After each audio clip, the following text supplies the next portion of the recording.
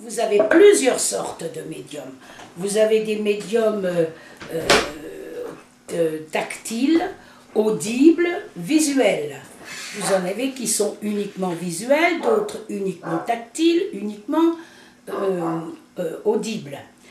C'est-à-dire qu'ils reconnaissent à la voix, ils sentent, ils ont des flashs à la voix. Comme par exemple, on téléphone à quelqu'un, je téléphone à quelqu'un, cette personne, je ferme les yeux, parce que quand on ferme les yeux, on n'est pas pollué par tout l'entourage. On a une sensibilité beaucoup plus accrue. D'ailleurs, on dira toujours que les aveugles voient beaucoup de choses plus que nous. Oui, ça se comprend très bien. Alors, je ferme les yeux, j'écoute la personne au téléphone, et là, on m'envoie un tas de choses, un tas de signes, un tas de, disons, j'ai les flashs qui défilent. Voilà, ça c'est audible. Visuel, une personne vient se mettre en face de moi et je la regarde et aussitôt ça me vient à la figure comme les flashs affluent parce qu'il y a beaucoup de choses qui émanent de cette personne, que ce soit des gestes, de la parole, le son de la voix, la façon de se tenir, c'est repérable à main détail. Et donc ça c'est la façon visuelle de ressentir les choses de la personne. Alors donc il y a audible, visuel et tactile. Tactile, c'est-à-dire on prend la main ou on touche la personne. Moi, si je suis près d'une personne, je n'ai pas besoin de la voir, je n'ai pas besoin de l'entendre, je touche simplement sa main, ou je pose ma main sur son épaule, ou dans son dos, ou tout au moins sur la peau, les mains. Les mains parlent très bien, parce que dans les mains, on a le magnétisme qui entre par une main et qui ressort par l'autre. Donc les mains, que ce soit l'une ou l'autre, ce sont des extrémités. Et vous savez que les extrémités sont excessivement sensibles et vous apportent tout un tas de, comment dirais-je, d'informations, merci. Voilà. Donc c'est ce qui se passe au niveau de la médiumnité tactile. Je prends la main de quelqu'un, je ferme les yeux et je laisse parler. Elle va prendre votre main par exemple. Attendez, pas maintenant. Pas maintenant. Ne précipitez pas les choses. Donc voilà l'explication des médiums. Et vous avez évidemment disons des paliers, d'intensité. Vous avez des plus ou moins forts paliers dans la médiumnité, que ce soit dans les trois, au niveau de ces trois façons que je viens de décrire. Donc voilà ce qui concerne la médiumnité. Mais je n'aime pas du tout le terme de voyant, parce que forcément... Il y a un petit chose jaune qui s'allume là, au milieu. Un rectangle. Oui. Oui, c'est parce que c'est la fin de la cassette dans 3 minutes, c'est marqué. Ah, d'accord. Bien. Parce qu'il y a beaucoup de personnes qui sont... Alors, et il y a également la cartomancienne. La cartomancienne, c'est une personne qui apprend les cartes, qui les ressent, parce que, bon, la cartomancienne a quand même aussi de l'intuition, parce qu'on ne peut pas faire ce métier sans avoir au moins un certain degré d'intuition. Oui. Bon, mais cette intuition doit se travailler. Bon, il y a beaucoup de gens qui ne le travaillent pas, qui ne la travaillent pas, mais on peut la travailler, la développer.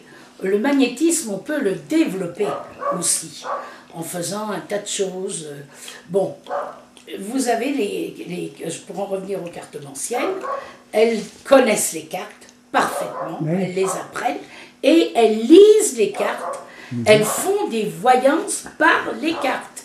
Voilà, mais elles ne sont pas forcément médiums. Oui. Vous voyez? Oui, j'ai compris. Oui. Voilà. Et bon, elles ont peut-être un petit peu de flash comme ça, mais ça n'est pas en continu et en permanence comme chez un véritable médium. Vous voyez? Oui, oui, d'accord. Alors, il est bien également, par exemple, moi, lorsque j'ai commencé, je ne faisais que de la voyance en direct. Je me fatiguais beaucoup.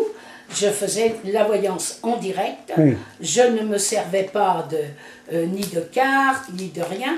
Par contre, je ressens les objets qui appartiennent aux personnes sur lesquelles je veux savoir quelque chose. On me met un objet dans la main. Si cet objet a touché la personne, s'il a appartenu à la personne, je peux définir beaucoup de choses d'après l'objet. Excusez-moi, donc voilà, on peut en touchant des objets qui ont appartenu à la personne qui est devant nous, on peut dire certaines choses, on peut ressentir certaines choses. Bon, par contre, je disais, lorsque j'ai commencé, je ne faisais que de la voyance pure, et c'était très fatigant. Voyance pure, c'est sans support. C'est sans support, voilà. Et donc, on m'a dit, pour être plus, comment dirais-je, moins fatigué, il faudrait que je prenne le support des cartes. Bon, j'ai pris les cartes, plusieurs jeux, j'ai ressenti, j'ai essayé de ressentir celui qui me convenait le mieux, je l'ai pris.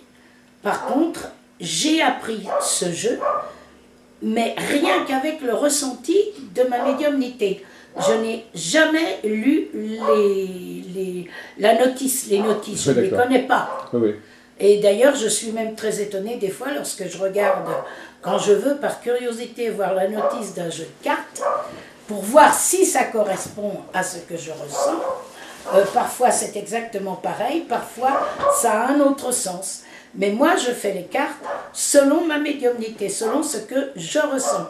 Parce que chaque jeu, il n'émane pas la même chose. Vous n'allez pas leur manger tous leurs fruits, genre. Écoutez, vous allez lui donner on lui donne des explications. Là.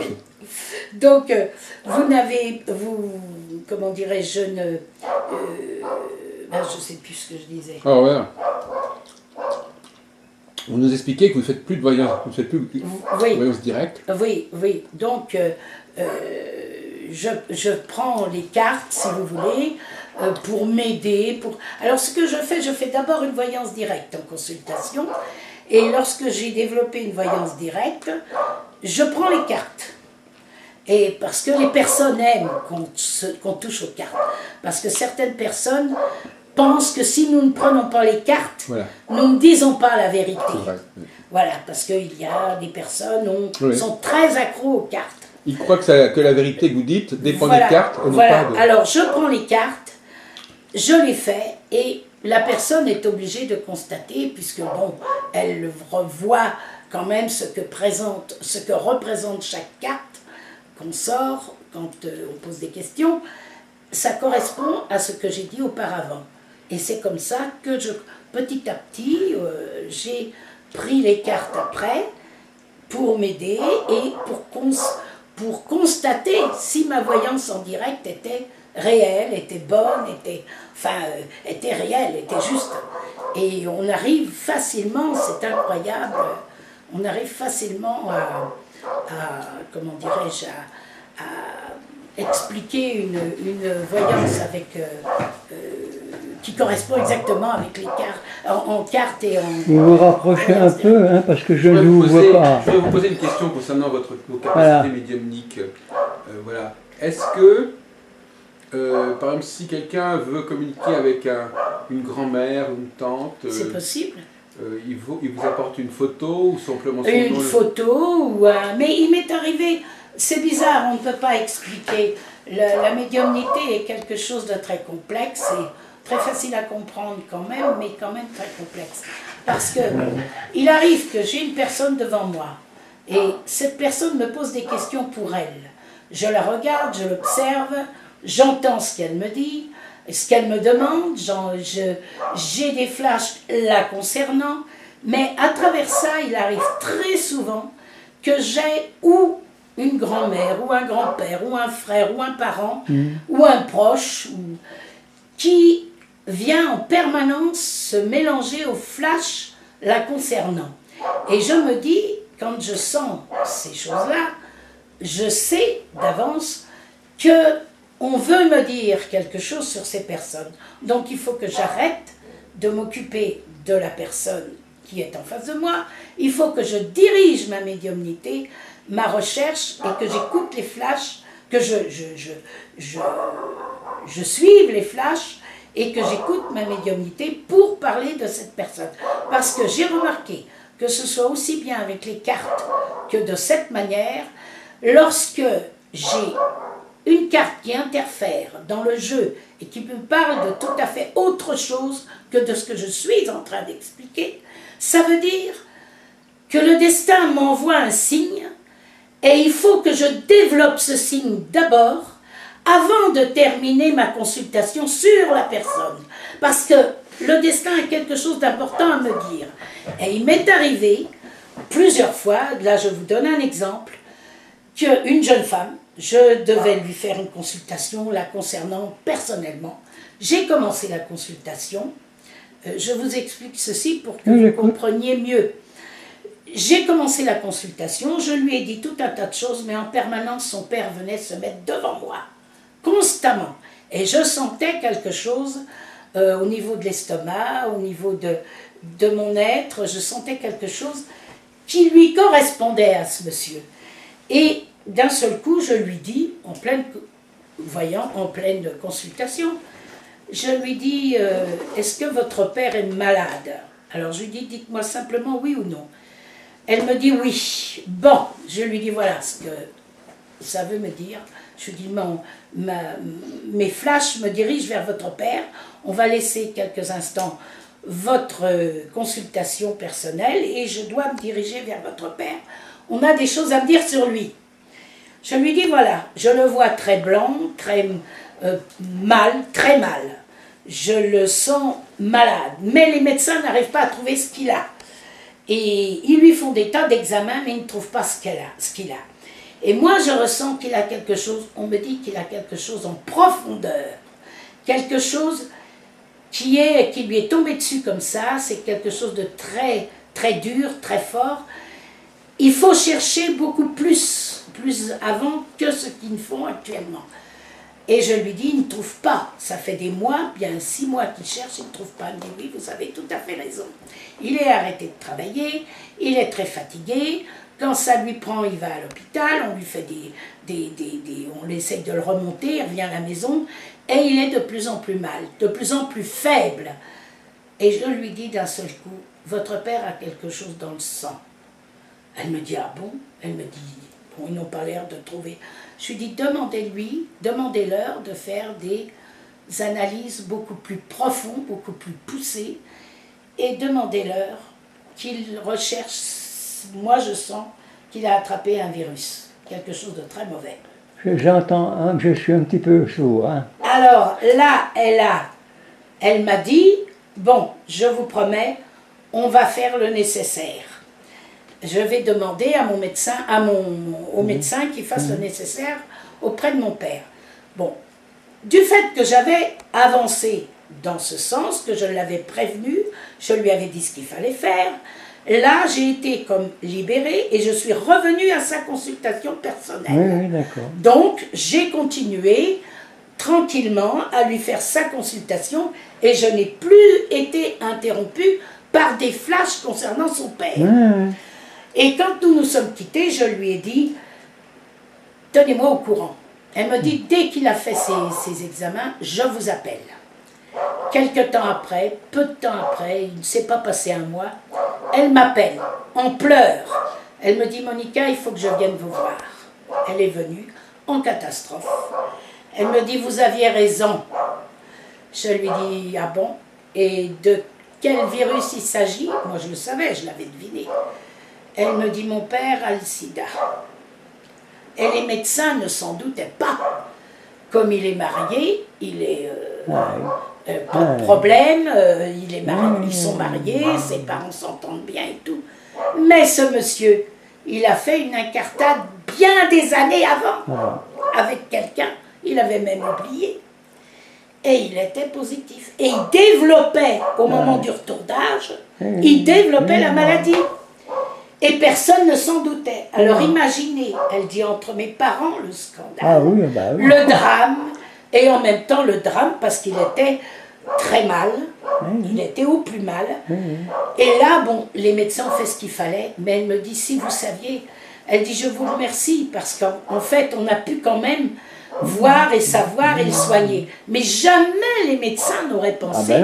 Et c'était un monsieur d'une 60 et quelques, qui était tranquille, qui vivait une vie tranquille avec sa femme et tout. Mais là, ça a été un drame dans la famille. Ah, bah, c'est sûr que... Et évidemment, elle me dit, vous l'avez déclenché, mais sans vous douter. Mais elle dit, c'était quand même une bonne chose d'avoir trouvé ça, parce qu'on a pu quand même le soigner. Bon, j'ai eu quelques nouvelles après, son père allait bien, allait mal, enfin bref, il était en traitement, et je n'ai plus eu de nouvelles après. Mais voyez comment c'est bizarre, cette jeune femme qui est venue, pour elle, et le destin m'a jeté à l'esprit, m'a demandé de voir de ce côté-là, et puis, bon, bah c'est arrivé comme ça. Et c'est arrivé bien des fois pour un autre monsieur pareil qui s'est trouvé qu'il avait un cancer. Sa femme, vous pensez, venait me voir pour me parler de ses incartades à elle. Et ils étaient sur le point de se séparer avec son mari, mais elle ne me disait pas du tout, elle ne me parlait pas de son mari, et les cartes, et même ma médiumnité, m'amenait sans arrêt son mari sur le tapis. Et j'ai découvert son mari, je lui ai dit, elle me dit, écoutez, je vais m'occuper de lui quand même. Elle me dit, s'il a quelque chose, malgré on ne s'aime plus, qu'on va se séparer, je vais quand même m'occuper de lui. J'ai dit oui, c'est une bonne chose, parce que malheureusement, je suis obligée de vous dire que je sens qu'il n'en a pas pour longtemps. Et elle était à même de pouvoir le supporter, sinon je ne me serais pas permis, j'aurais dit les choses autrement, avec plus de douceur. Et elle s'est occupée de son mari, elle a oublié ses petites frasques personnelles, elle s'est occupée de son mari, et il a eu exactement tout ce que je lui ai... Bon, il a passé les examens, parce que c'est un monsieur qui ne voulait passer aucun examen. En plus, il fumait énormément. Alors, il a quand même accepté, parce qu'elle lui a dit, voilà, elle lui a expliqué. Il a accepté de passer ses examens. Aussitôt, on l'a arrêté de travailler. On lui a fait passer des tas d'examens, biopsies et tout le bazar. Et il avait effectivement un bon cancer qui était bien avancé. Et il est décédé, je lui ai dit, moi je voyais un 6 et un 10. Mais je ne sais pas dans quel sens vous le dire, mais à mon avis, c'est au mois d'octobre que ça se passera. Alors, puis je dis, je vois le 6. Souvent au printemps ou à l'automne. Voilà. Alors elle me dit, bon, écoutez, je vous tiens au courant. Et cette femme venait me voir tous les 15 jours, 3 semaines, ou me téléphonait et me tenait au courant. Alors, on a fait des traitements à son mari, tout ça, tout ce que je lui ai dit est arrivé. Mais je lui ai dit, méfiez-vous, il y aura un mieux vers août, septembre, un sursis. Elle me dit, ah bon. Elle revient me voir au mois de septembre en me disant, voyez, il y a un sursis, les médecins me disent qu'ils espèrent qu'ils vont peut-être le sauver. Oh, je lui dis, ne vous y fiez pas. Moi, je vois toujours le 6 et le 10. Dans quel sens? Je n'en sais rien. Est-ce que c'est le 10 juin prochain, l'année d'après, ou si c'est le 6 octobre? Eh bien, il est décédé le 6 octobre. Et il a eu comment dirais-je, il a fait une rechute qui a été catastrophique. Et là, cette femme a été tellement enchantée de tout ce que je lui ai dit. Bon, ça l'a aidé à tenir. Et puis, du coup, elle est restée gentille avec son mari jusqu'à la fin. Ils se sont retrouvés. Elle l'a accompagné et elle lui a permis de vivre une fin heureuse. Et elle était soulagée, ça lui a fait du bien. Parce qu'elle dit, si j'étais partie et que ça lui soit arrivé, ça aurait peut-être avancé le mal. Eh bien, il serait peut-être parti plus tôt et dans peut-être de mauvaises conditions. Tandis que là, elle était soulagée. Du coup, je me suis occupée de sa sœur qui avait la sclérose en plaques, je me suis occupée de sa fille, de sa nièce, de sa mère.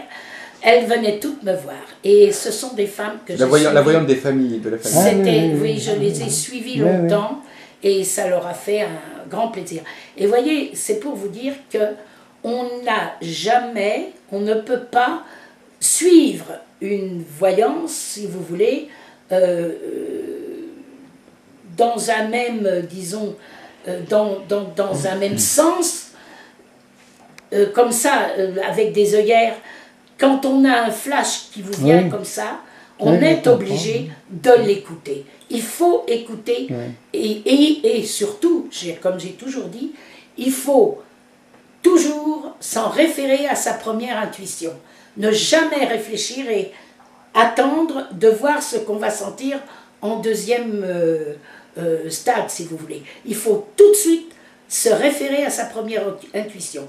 Donc, dès qu'un flash vient vous disperser de votre consultation, il faut savoir et il faut chercher d'où vient et pourquoi on a ce flash. Voilà, c'est très important, parce que ça peut amener disons, des informations capitales, des informations, on peut sauver quelqu'un. Ça m'est arrivé aussi d'une certaine façon comme ça. J'avais une dame d'Amérique du Sud qui était près de moi, qui me demandait des choses pour elle, pour son travail, elle brassait des affaires et tout. Et j'étais là, et je venais de perdre mon fils il y avait peu de temps, j'avais la photo de mon fils à côté de moi, tournée vers moi, sur mon bureau. Et je regardais de temps en temps mon fils. Et à un moment donné, elle me parlait d'elle, je lui faisais sa consultation, et là mon fils me dit quelque chose. Et je regarde la dame, je lui dis, vous avez dans votre entourage une petite fille de 3 ou 4 ans qui est très malade? Alors là, elle a fait un bond. Pourquoi vous me dites ça, madame? Pourquoi? Je lui dis, je sens, et on me parle de cette petite. Je lui dis, excusez-moi, je ne suis plus du tout dans votre consultation. Cette petite a besoin qu'on parle d'elle. Elle me dit, oui, j'ai ma petite nièce qui est très malade. Je lui dis, elle a quelque chose dans le sang. Et je lui dis, on ne doit pas lui faire une greffe ou une opération, quelque chose. Elle me dit, si, il faut lui faire une greffe de moelle osseuse. Mais les médecins sont en train de se poser des questions parce qu'on ne fait pas, soi-disant, de moelle osseuse à des petits comme ça. Et c'est très, très grave. Et elle dit, je ne voudrais pas perdre ma petite nièce, j'adore ma petite nièce. Elle dit, ça serait terrible pour moi. Elle me dit, ils doivent lui faire quand même, ils vont tenter quand même de lui faire, alors c'était, je crois, 15 jours ou 3 semaines après qu'elle rentrait chez elle, ils devaient lui faire cette fameuse greffe. Ils ont dit qu'il n'y avait que ça qu'ils pouvaient tenter pour la sauver. Mais elle me dit, est-ce que vous croyez que ça va réussir? Elle dit, est-ce que vous croyez? Et là, j'ai senti mon fils, j'ai regardé sa photo, et il m'a dit, ne t'inquiète pas, maman, la petite sera sauvée. Et j'ai regardé sa photo, j'ai fait, elle m'a regardé, elle me dit, qu'est-ce que vous regardez? Elle a pris la photo, elle l'a regardée, elle me dit, qui c'est? C'est votre fils? Elle me dit, il est décédé. Je dis, oui, c'est lui. Et je lui dis, il vient de me dire quelque chose. Elle me dit, qu'est-ce qu'il vous a dit? Je lui dis, il vient de me dire que votre petite sera sauvée, que vous pouvez tenter la greffe, elle sera sauvée. Elle a pris la photo, elle l'a mise contre son cœur, elle l'a embrassée. Elle m'a dit, merci, merci, je vous tiens au courant. Oui. Et puis, bon, elle est partie, elle m'a embrassée. On a arrêté sa consultation personnelle. Elle m'a dit, je sais ce que je voulais savoir. Elle a été bouleversée, cette fille. Elle m'a téléphoné plus d'1 mois après. J'avais pas de nouvelles, je commençais à m'inquiéter. Elle m'appelle de là-bas. Elle me dit, Monica, ma petite nièce est sauvée. Elle dit, vous direz merci à votre fils. Elle dit, elle est sauvée. Et ça, pour moi, ça a été une victoire. Et j'ai beaucoup, beaucoup de choses dans ce domaine à expliquer, mais on ne va pas y passer la journée. Mais j'ai énormément de cas semblables qui se sont passés. Donc, la médiumnité est quelque chose qu'il faut écouter entièrement, même s'il y a des flashs qui paraissent ne pas vous intéresser, il faut les écouter et chercher ce qu'ils veulent vous dire. Comme les cartes, quand on descend. Il m'arrive, quand je fais un jeu de cartes, je suis mon idée pour faire la consultation, continuer la consultation que je suis en train de faire. D'un seul coup, je fais tomber une carte. Je prends la carte, je regarde, et la carte me donne la réponse. Ou alors, elle me dirige vers autre chose. Mais le destin, Il n'y a pas de hasard. Le destin vous guide. Non. Bon, là, je voudrais vous poser une question. En principe, bon, c'était monsieur... Allez-y, parlez. C'était monsieur Dimitri, hein, qui devait venir ici, hein, puisque on a l'habitude de le voir, tout ça. Par quel concours de circonstances vous êtes venu ici chez nous, chez moi? Est-ce que vous avez été, je ne sais pas, est-ce qu'il y a eu quelque chose qui vous a paru? Oui, je comprends ce que vous voulez dire. Probablement que le destin a voulu qu'aujourd'hui nous nous rencontrions. Il y a peut-être quelque chose à vous, un message à vous donner. Je pense que il y a peut-être un message. Pourquoi aujourd'hui, je connais Monsieur Albron depuis des années. Il venait ici, il m'a téléphoné, il m'a dit qu'il venait voir Monsieur Dimitrios, Charles, que je connais également depuis longtemps. Nous aussi. Et j'ai eu le plaisir, j'ai dit, eh bien, je viens. Pourtant, j'étais très fatiguée parce que je reviens, vous voyez le visage, je suis fatiguée, je suis plus toute jeune non plus. Et j'ai fait 300 km hier, j'étais à Paris. Je devais rester encore un peu, mais je suis rentrée parce que Jacques m'a téléphoné en me demandant si ça me ferait plaisir de venir ici aujourd'hui. Non, c'est pas là qu'on va. Pas ici. On va ailleurs. Mais on va ailleurs, on va à 20 mais ans. on est venu. Mais on se trouve qu'entre les deux rendez-vous, il y a le vôtre. Il y a le vôtre. Donc ça n'est pas pour rien que le destin c'est ce que je voulais m'a fait venir chez vous tout en suivant ces deux messieurs. Ah bah, à ce moment-là, il faut peut-être... Voilà. Oui, vous voulez, peut-être qu'il y a des... Asseyez-vous à côté, je ne sais pas, peut-être que... Comment? Asseyez-vous à côté. Non, si. Bon, faut rien me demander, les choses me viennent. Si j'ai quelque chose... Alors, ça va peut-être lui venir en parlant. Si j'ai quelque chose à dire à monsieur... Voilà, il faut que je dise aussi, on a une manière de procéder, chaque personne a sa manière de procéder. Moi, lorsque j'ai quelqu'un devant moi, je n'attaque pas tout de suite la consultation.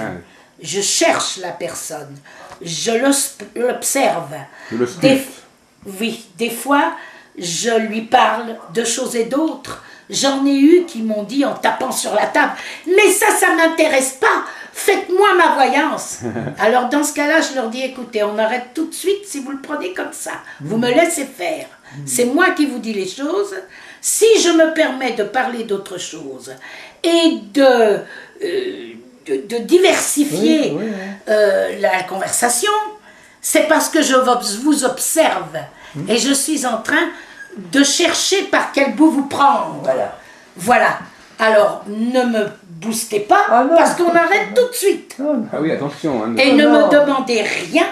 C'est moi qui vous dis, je sens ça, parce que lorsque je fais un podium dans un salon, vous avez beaucoup de personnes qui lève le doigt et qui demande à la voyante, moi, si, est-ce que. Là, la personne répond. Moi, je ne procède pas comme ça. Je viens, les gens lèvent la main et tout, je dis oui, ne vous inquiétez pas, je vous répondrai à toutes, mais laissez-moi faire. Je ne commencerai pas comme ça par quelqu'un qui... C'est comme je le ressens. Alors je regarde les femmes, les personnes dans la salle, et je dis, madame, par exemple, est-ce que vous avez ça et ça? Par exemple, est-ce que vous venez de changer de voiture? Est-ce que vous venez de quitter un appartement? Si la personne me dit oui, donc j'ai saisi le canal. Et j'ai saisi la personne. Et on continue, et là je lui dis tout un tas de choses. Voilà comment je procède. Mais jamais, je ne veux pas qu'on me pose des questions. Il faut que je sente la personne. Et c'est ça le secret de la véritable médiumnité. C'est pas les médiums, les voyants qui vous disent, mais bien sûr, parce qu'on ne va pas faire 50 clientes dans la journée. Vous savez, un vrai médium ne peut en réalité ne faire, à condition qu'il commence de bonne heure, qu'une dizaine de personnes par jour, pas plus, parce que c'est trop fatigant et il faut avoir comment dirais-je, il faut avoir le temps d'entrer en communication et de se concentrer, parce qu'une personne qui va vous faire une cliente en 10 minutes, un quart d'heure, c'est pas de la voyance. C'est n'importe quoi. Vous en avez qui font ça, qui ont des flashs, je ne le dis pas le contraire, il faut reconnaître. Mais ces personnes-là, elles jouent sur le fait qu'elles ont par exemple un flash. Hop, elles sautent sur la personne. Elles vont lui dire quelque chose, la personne va être étonnée, elle va être contente. Mais c'est une consultation qui n'aura pas de durée. Elles seront incapables de durer. Parce qu'arrivé à un moment, elles vont être bloquées. Le flash est parti. Vous voyez? Il faut attendre la concentration. Et on ne se concentre pas en 5 minutes. Il m'est arrivé juste une fois. Et ça m'avait étonnée. J'ai une personne qui vient me voir. Et c'est bizarre, je l'avais sentie sans la connaître. Il y a des choses comme ça. Elle vient me voir et elle me dit, voilà, je voudrais savoir des choses. Je lui dis, ne me dites rien. Et je reviens au fait qu'il y avait peu de temps que je venais de perdre mon fils. Et là, j'ai passé des moments terribles parce que et extraordinaires à la fois, parce que j'ai eu comme une médiumnité qui s'est développée, mais d'une force, je ne peux pas vous dire comment. Je ne pouvais même plus regarder les gens en face. Je les voyais intérieurement, je les ressentais. Je ressentais les douleurs quand les gens étaient malades. Bref, cette personne était en face de moi. Elle me dit, voilà, je voudrais savoir telle et telle chose. Je lui dis, taisez-vous, ne me dites rien. J'avais la photo de mon fils au mur, dans mon bureau. J'ai regardé mon fils et j'avais pris mes cartes. Elle me dit, prenez les cartes, j'aime les cartes. J'avais mon jeu de cartes dans les mains. Je ne l'avais même pas battu. Et mon fils m'a dit quelque chose. C'est parti alors. Dans l'espace de même pas 3 minutes, toute la vie de la personne est passée devant moi. Alors je ne répondais pas. Elle me dit, vous ne commencez pas? Alors je lui fais signe de la main de se taire parce que j'écoutais ce qu'on me faisait, ce qu'on me transmettait. Et quand j'ai eu terminé, elle a compris, c'est une femme qui était intelligente, elle a attendu 5 minutes. Et d'un seul coup, j'avais toujours les cartes dans la main, je lui dis voilà, il y a ça, ça, ça et ça, vous allez faire ça, il va se passer ça, il faut faire ça, ça et ça. 10 minutes j'ai mis, je lui ai tout dit. Elle m'a regardée, elle est restée comme ça, elle me dit mais c'est pas possible, comment vous avez fait? C'est incroyable, elle me dit j'ai jamais vu ça. Elle me dit, vous n'avez même pas touché les cartes. Je les avais dans la main. Ben, je dis non. Et j'ai regardé la photo de mon fils. Elle l'a regardée, j'avais une grande photo comme ça.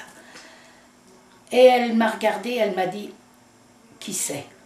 Je lui ai dit, c'est mon fils, je viens de le perdre. Ah! Et c'est lui qui vous a tout dit? Oui.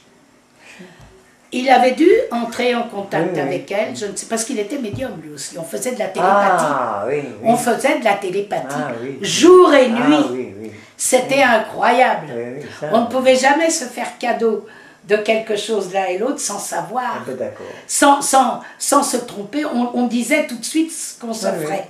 D'ailleurs, au grand désespoir de ma belle-fille qui faisait des bons énormes. Incroyable. Et il me parle encore. Et à ma fille, pareil. Avec ma fille, il se produit la même chose. Et elle aussi, elle est très très médium, elle n'a pas besoin de prendre des cartes, rien. Elle vous dira toute une vie, en rien qu'en vous regardant. C'est fou. Mais c'est quelque chose qui fait peur. Qui fatigue et qui fait peur. En fait, parce que ça ne laisse pas indifférent. Ça ne laisse pas indifférent.